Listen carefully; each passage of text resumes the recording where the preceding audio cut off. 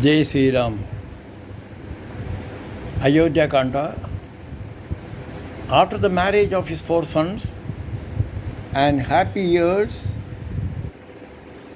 in Ayodhya, King Dasharatha brooded over his aging and decided to coronate Sri Rama as the heir apparent.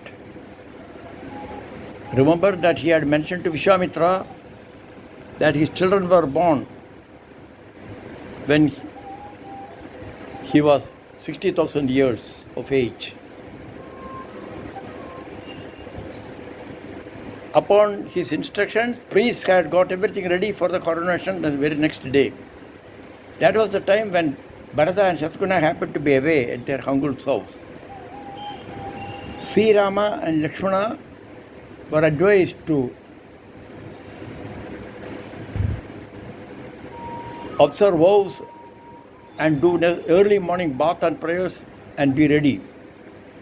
Dasharatha was beside himself with joy, thinking of the coronation of Sri Rama, and went over to share the good news with his beloved Kaikeyi. By then, Mandara had already mentioned to Kaikeyi about the intended coronation of Sri Rama as the next king. Kaikeyi was initially so happy to hear such good news brought by Mandara and presented her a jewel as a token of appreciation. Kaikeyi was so much attached to Sri Rama and was fond of him more than her own son Bharata.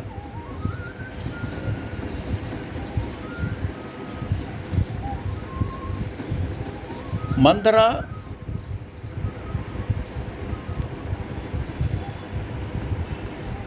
started brainwashing Kaikeyi,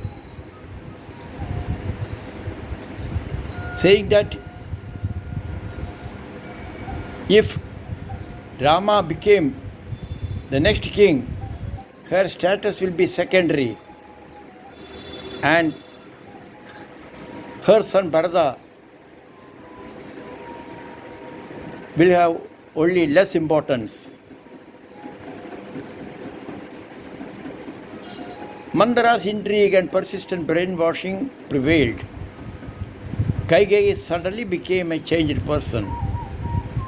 She mentally decided to have her way as advised by Mandara. Mandara, also known as Kuni or the Hunchback, had accompanied Kaikeyi from her home in Kekaya as a servant.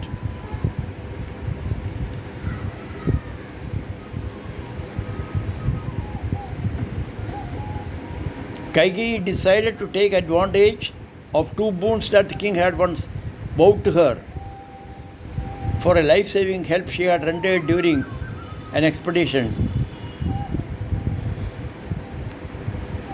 in the fight against Asuras. Before Dasharatha entered her chamber, she was already lying on the floor with disheveled hair and her ornaments strewn all around on the floor. She did not look at her husband. To the consternation of the king, Kaikeyi put forth, without any compromise, her two conditions after telling him to stick to the given word.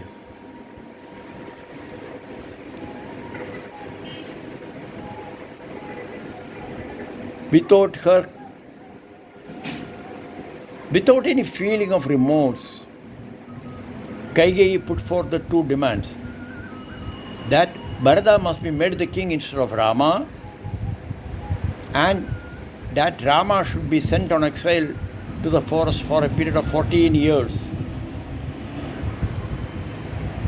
A stunned Dasharatha could not believe his ears. But soon the hard reality of Kaikeyi's stubbornness was staring him in the face. The night passed with the king lying on a couch full of grief and in tears. Next morning, priests duly arrived for the intended coronation. Sumandra reached Kaigeyi's place to announce the arrival of the priest, but was asked to go and fetch Rama immediately. Accordingly, Rama arrived there. But the scene he witnessed was worrisome, as his father, whose face was sullen, was not even looking at him. Kaikeyi herself conveyed her demands to Rama, who actually felt happy to know that Bharata was to be made the king. He pacified the distraught father and grieving mother, Kausalya, got ready to proceed to the forest and was accompanied by the persistent Sita and Lakshmana, who insisted on giving along with him. Sumandra, the charioteer, took them to the bank of the river Ganga, from where they were ferried across by Guha, chief of Nishadas, who facilitated their stay at Sringaverapura. Thence they proceeded to the hermitage of sage Bharadwaja near the confluence of Ganga Yamuna Prayag.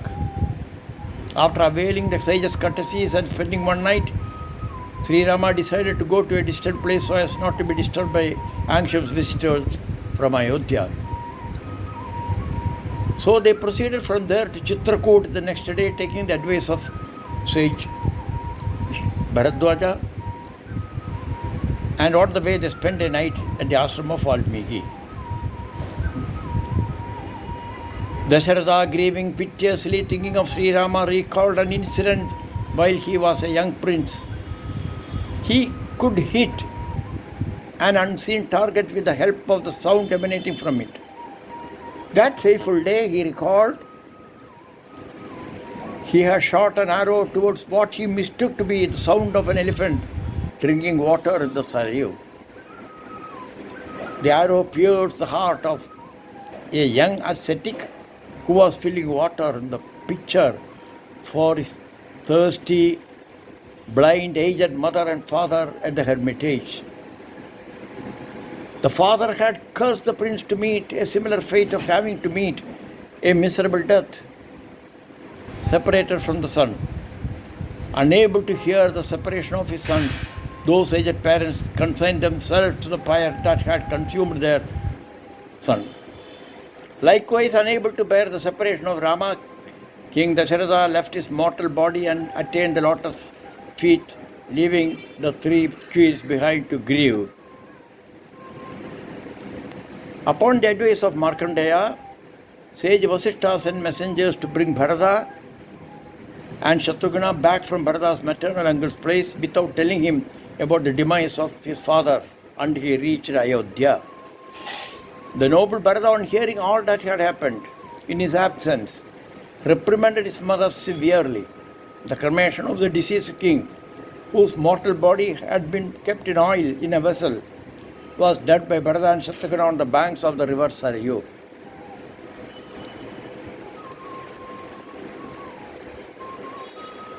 Bharata came to know from Sumantra that Sri Rama was camping at Chitrakuta.